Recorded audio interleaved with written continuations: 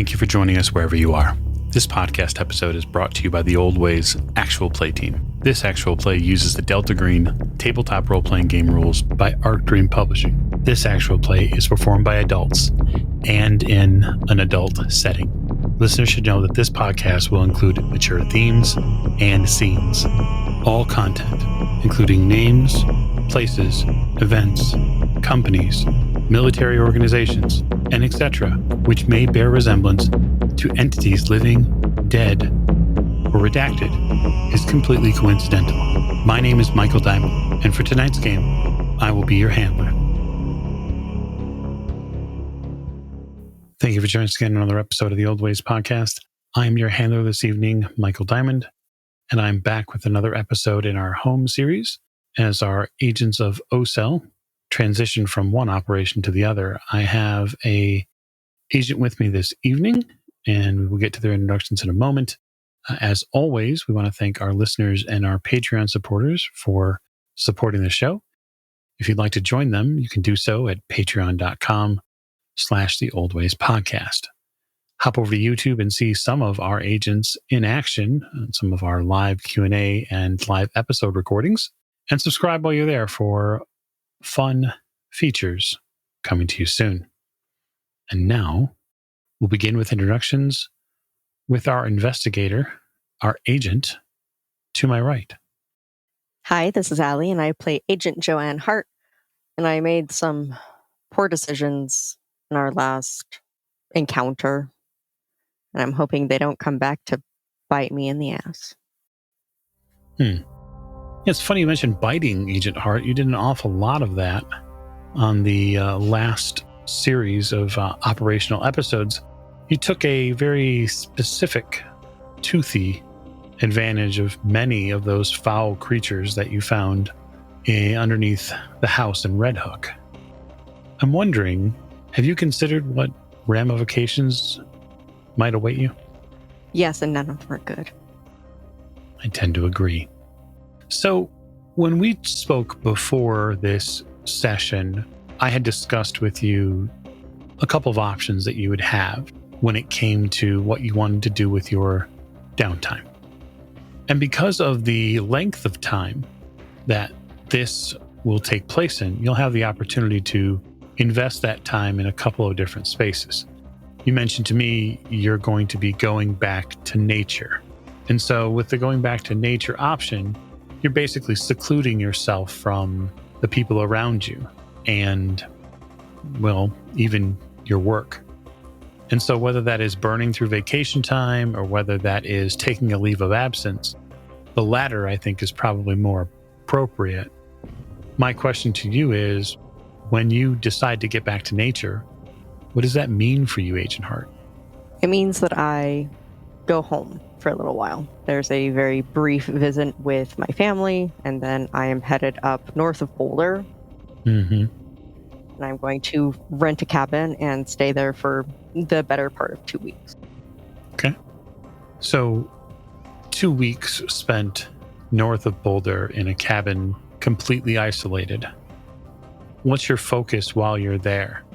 My focus is trying to essentially do recentering. I would have done research ahead of time of like meditations and grounding exercises and some of this other stuff that maybe helps not keep me grounded in everything that happened in that house in Red Hook at the Garrettson Mansion. Because I imagine there were nightmares that were happening most nights, and maybe if I can get some appropriate rest, clear my mind a little bit, I won't be haunted by it anymore. Yeah, I think it's one approach, but you probably struggle for the first week or so while you're out there. North of Boulder in a cabin in what is likely not the middle of nowhere, but fairly close, does put you in closer proximities to wildlife. That includes animals. And so hearing animals move around in the middle of the night while you're in your bed in a cabin is not always going to be very comforting to you. In fact, it's likely going to be slightly terrifying. Yep. You'll probably wake drenched with sweat on occasion. You'll have felt teeth marks on your skin. You'll have felt something biting at your neck. And in no way is this pleasant. You'll probably smell that distinctive scent of what the Garrettson mansion smelled like. You'll probably smell the pheromones that those creatures gave off, at least for the first few seconds when you wake on these nights from this dream space. And it goes beyond the creatures. It goes beyond the tunnels, the bones, all that. You keep going back to that figure, that woman coated in blood, that woman with horns, that thing, the thing that Hawking touched, did things with, an unspeakable sounds. You can still hear the wood door that the children hid in that cupboard in. You can hear that door moving back and forth on the squeaky hinges. It takes several days for you to find this center, this peace. And even then, it is an unsettling one. So what I'll do is I will offer you the opportunity to make a sanity roll in hopes of stitching back together the things that keep Agent Hart sane. So my SAN is currently 55, and I rolled a 48. Okay, you rolled a 48. So what I will do is I will roll this d4, and I will give you back 3 points of sanity. Oh, I'll take it. Yeah, because you're not terribly far from your breaking point, Agent. Nope. I'm a little further now. I'm 10 points away now. We'll work on it. No thanks. I'm good. The next week, that second week, is where you find clarity. And maybe that's going for hikes.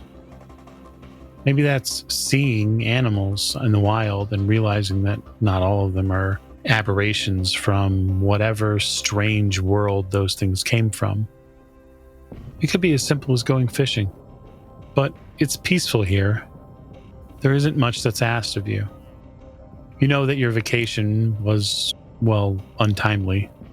It wasn't really by books. You sort of had to force your way to use your vacation time immediately. You didn't get too many strange looks or pushbacks from your boss or the director, but you know that you had gone on that op to Red Hook under the auspice that you were taking a short vacation, and then came back and immediately needed 2 weeks off. And so that doesn't really sit well with the people you work for. You know that. And you know that there will be answers that they'll be required of you when you get back. But for 10 plus days, you push the world out and you find a center. And that center now has a little sturdier foundation. So when you go back to work after that period of time, you do get more than just a strange look here or there. Your boss has you in for a couple of meetings. These meetings aren't what we would say run of the mill. They're couched in different subjects, different cases, different intelligence gathering. But each one is a very slow and careful prod to try to figure out what's going on. I'm going to have you roll bureaucracy for me. Okay. My bureaucracy's pretty good. My bureaucracy is 60 and I rolled a 32. So it doesn't take a ton of deduction for you, Agent Hart, to realize that what's happening here is that someone at the agency has cultivated some questions about you. That someone is beginning to look at you in a very specific way, right? So when you work for the Office of Naval Intelligence, all of your movements can be scrutinized. And so they begin to ask about Red Hook, which concerns you immediately because you hadn't told anyone you were going to Red Hook. It's true, I hadn't. Your director tells you that because of the office that you work for, they pay very close attention to the people who work here. And worse, for you, they investigated Red Hook and they found that there was a construction site in Red Hook that had come under some strange circumstances, and that they're currently working with the local FBI to determine if there are any other additional investigative measures that will need to be taken. They want to know if there's anything you want to tell them. And I do. I keep tabs, right, in my own time, generally speaking, of kids who go missing. My sister went missing. I didn't really have a chance to really try to look after her until I was older, as far as looking for her. And this was something that came up in the group that I'm a part of. It's a group of people who are support structure for people who have lost other members. And this was something that had come up during that time. So I took a few days off to go look into it. Okay, so I, as your handler, know that you do have a bond with a support group for missing persons. And so I'm just going to say this, Agent Hart. I think you're laying it on a little thick, but I think you might have the supporting structure for a reasonable argument.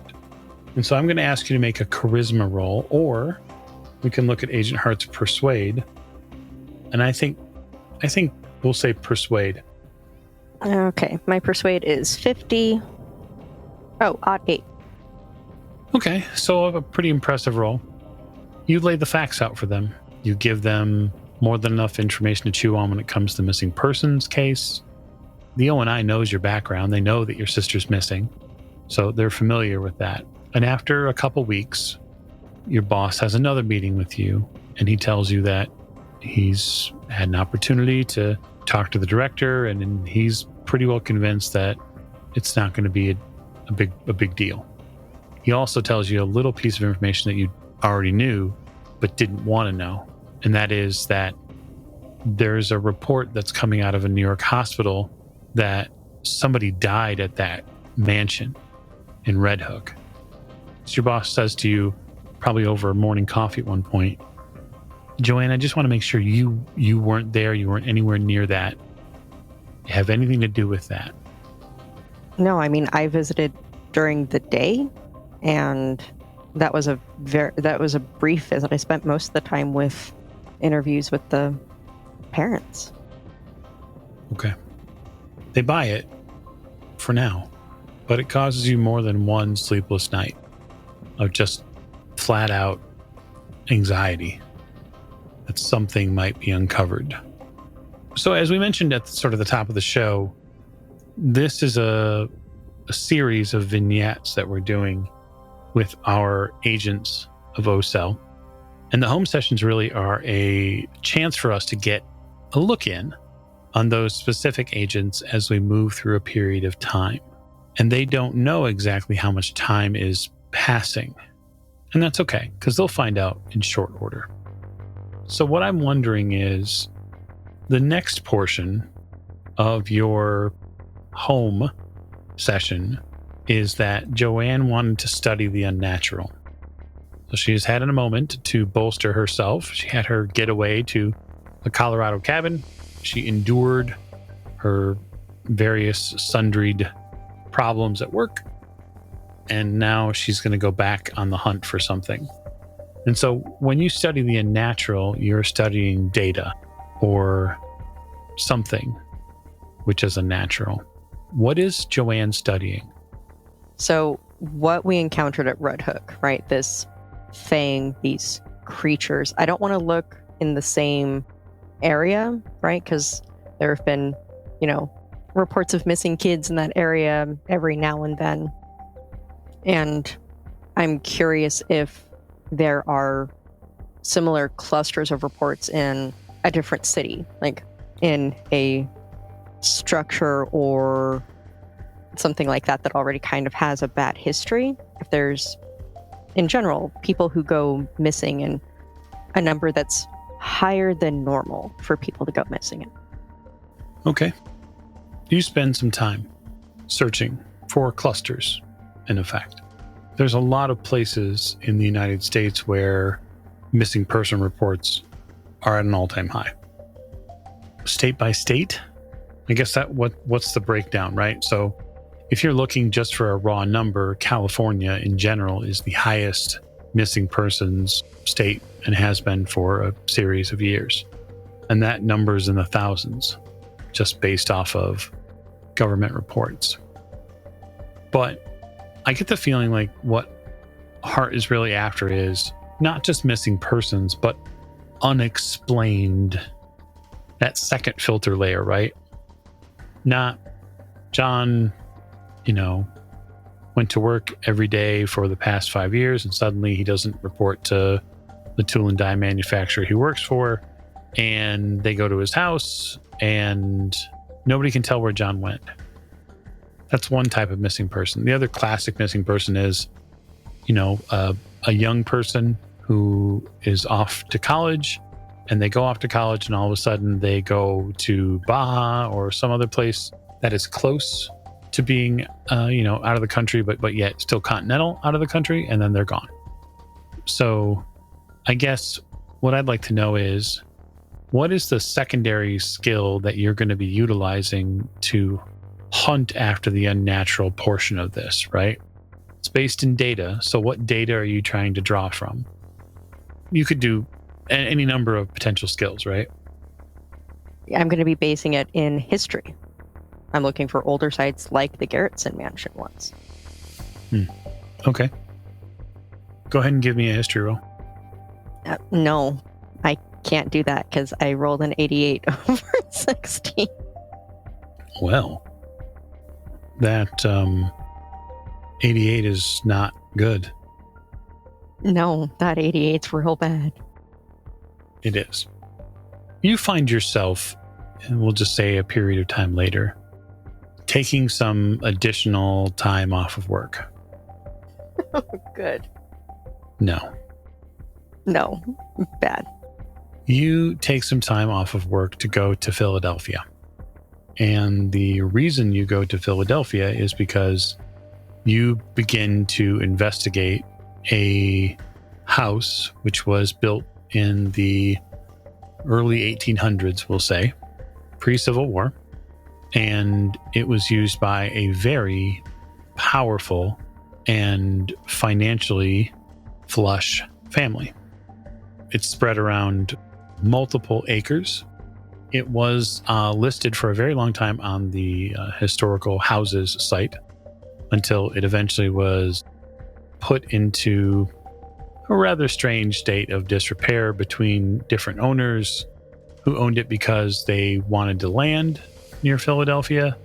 They didn't want it to fall into, the hands of the city via eminent domain. And you find yourself walking the grounds of a very old colonial estate. And that estate is the Lane family estate. And it isn't because the Lane family estate is a hot spot for missing persons per se, but you have heard that at one point the Lane family, one of its rather famous members, bankrolled a institution that has long since passed on called the Lane Foundation. Well, the foundation's goals were very philanthropic, and that was sort of strange in its own age. The Lane Foundation focused on making sure that priceless pieces of art and relics from around the world stayed protected and safe, even from governments that were desperate to take them from the lands that they lived in and the lands that they were first crafted in. The estate itself became a hotspot in the 60s and 70s for all manner of ghost stories that the local Philadelphians would talk about. You don't go there because, past 12 o'clock at night, there's a eerie groundskeeper that walks with a cane and he'll chase after you. Or, well, the Lane estate is built on an ancient Indian burial ground and the family never really took care of the things it was supposed to. All these spooky, strange tales that cropped up in and around this space. You spend time there because it's been known that, or it's been rumored, that during a certain period of the summer, the lights come on at the Lane estate. And when they do, people are known to disappear nearby. And you spend 2 weeks investigating the depths of the Lane estate from about 100 feet beyond the fence line. You become completely enraptured with the idea that you're going to be able to see someone just simply disappear in the middle of the night. You spend resources. You buy night vision goggles. You do everything you possibly can do, Agent, to watch it happen. And then all of the stars align for you one evening when a group of 4 teenagers walk by the outer wrought iron gates of the Lane estate. And one by one, they pass through the columns. One by one, they eventually deviate their footsteps and they squeeze their way in to the protected spaces beyond. 15 minutes later, they come out. All 4 of them. 2 more occurrences like this happen. There is no grand revelation. The amount of money you spend in travel and lodging and equipment seems like a very poor investment. And you wonder if maybe you fell down a rabbit hole. Because of this, even though you didn't succeed at studying the unnatural, you will still feel the effects of the study, and that is going to affect one of your bonds. So you, Agent Hart, are going to tell me which one of your bonds is affected by your time in Philadelphia. The bond most likely affected would be my best friend. And a lot of that is because, we have some pretty regular dinners together. We just in general are able to spend time, and it's a good connection. And with me spending so much time away between being at the cabin and between me being, up in Philadelphia and, the time in Red Hook, it's a lot of time that I've spent away and pushing things back and canceling things all of a sudden. And it makes me seem more unreliable than usual. So it dampens that connection. This is your best friend, right? Yeah. This is your best friend. You probably haven't gone weeks, months without talking to him, right? No. Till now. Yeah. Okay. So, I'm going to lower your bond with him by 4 points. Okay. So that score goes from an 11 to a 7. It's fine. I can recover that. It isn't the bond score only that is sort of the salt in this wound. You find out when you get back that your best friend, James Richard, is dating someone new. And they have been for a little over a month or so. And just catching up with him seems really difficult now. He's a little aloof. He's a little hard to get in contact with. Phone calls go to voicemail. They don't get returned for a day or two. Even something as simple as stopping over and having coffee or having dinner seems a chore now.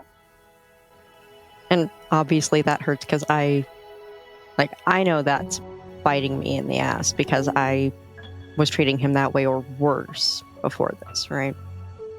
It falls very much into the treat people how you want to be treated category, and I've been treating someone I was very close to very poorly in the entire relationship since getting involved in this conspiracy.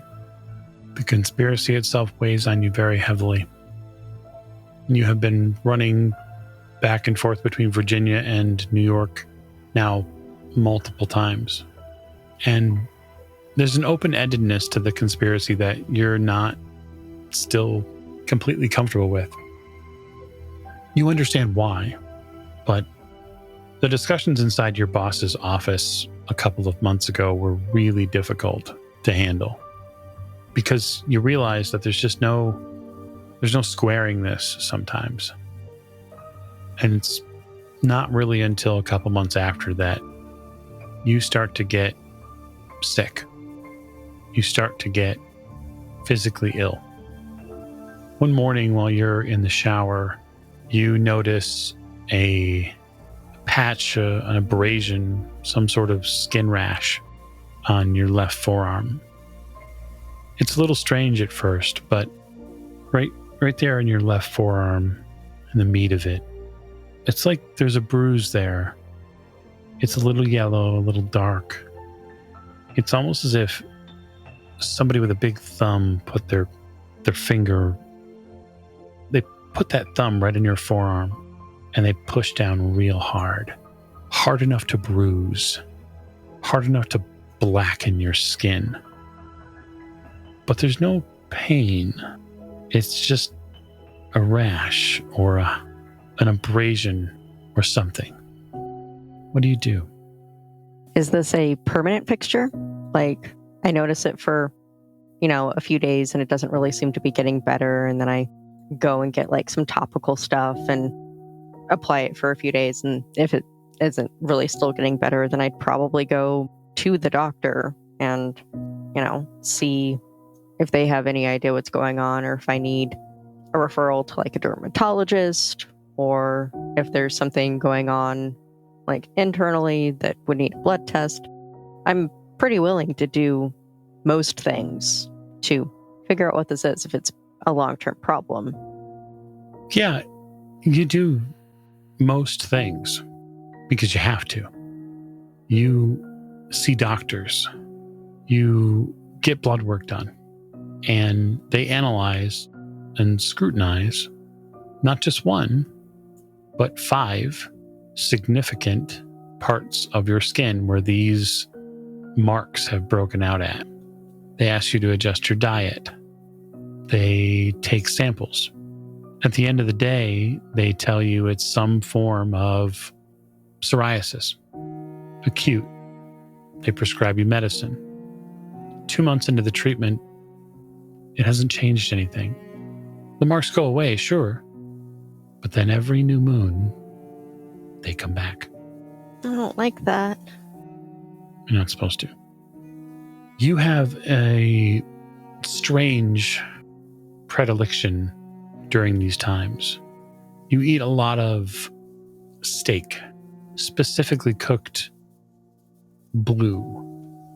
You need the meat as raw as the restaurants are willing to serve it. And so you end up going to very fancy restaurants where you can order your steak however you like, without anyone asking twice. The ingestion of this near raw meat is the only thing that you find that truly makes the marks go away.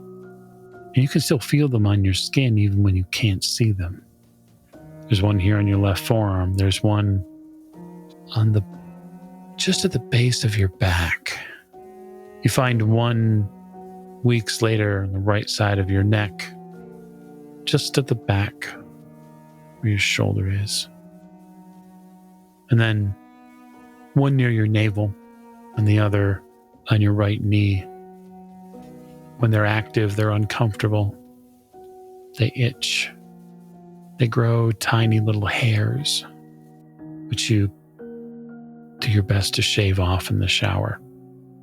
It means that you aren't likely to be in any bikinis anytime soon.